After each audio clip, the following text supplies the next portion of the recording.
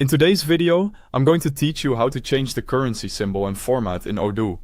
If you need your amounts to display with a different currency symbol, or you want that symbol to appear before or after the number, Odoo makes it fairly simple to update. This can be useful if you're adjusting a localization setting, matching your company's preferred display format, or correcting how a currency appears across invoices, reports, and other accounting records. To begin, open the accounting app in Odoo. This is where the currency settings are managed, so once you're inside, head to Configuration and then choose Currencies.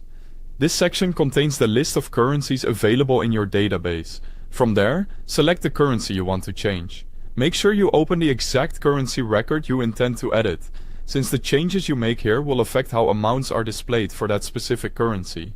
Once the currency is open, look for the Symbol field. In this field, enter the currency symbol you want to display. This is the character or abbreviation